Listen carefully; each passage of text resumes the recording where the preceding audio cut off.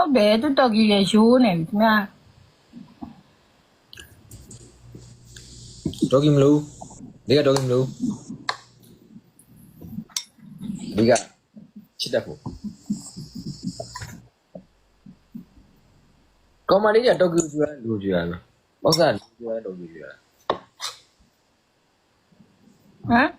ဘောက်ကလူကျွမ်းတော်ကြီးကျွမ်း ကျိုးရတယ်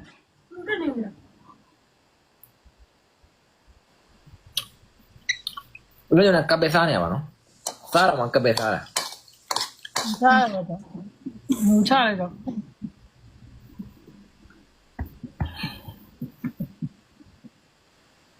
လူကြရတာမေးပြောတယ်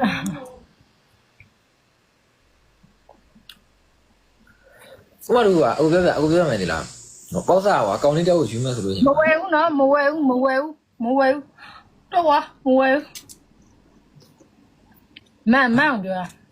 အခုပြောရမယ်ကွာပေါ့စားကိုမေးပြမယ်အခုမေးမယ်ပေါ့စားကွာလူတယောက်ကွာဥပမာတော်ကြီးကောင်းတဲ့ကောင်လေးရှိရယ်မျိုးရှိရကြောင်ရလေးမှာမျိုးရှိရဘယ်ဟာကိုကျွေးလဲ ဘယ်မှမကြွေး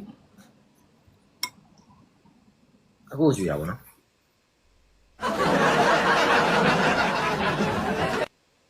ကိုတဲတော့မကြွေးဘူးလို့ပြောလိုက်တယ် ကျွေးပြီးသွားပြီညီလေးတို့နော်ညီလေးတို့နောက်ကျသွားပြီ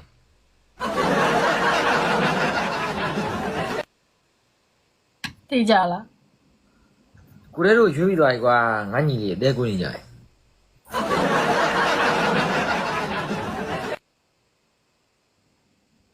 ထားလိုက်ပြောပါစီတော့ယူစိတ်ရနိုင်ကဘာကြီးချမ်းတယ်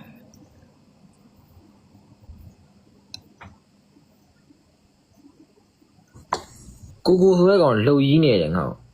မင်းဆောက်ခွက်မင်းလာမင်းဆောက်ခွက်ငါလာပြလာငါလုံးမမင်းဆောက်ခွက်မင်းမပြည့်ရမယ်မင်းတို့ကောင်းမျိုးကစနေတော့အခွက်ပိုတင်ကြီးအကောင်းနဲ့ပေါ့ပြည့် စားရတော့ တော့ငါခရီးလေးရှိနေတော့မင်းတို့ဘာမှမပြောချင်ဘူးငါခရီးလေးကွာဟိုကအစားပြတ်သွားမှာဆိုတော့ဘာမှမပြောတော့ဘူး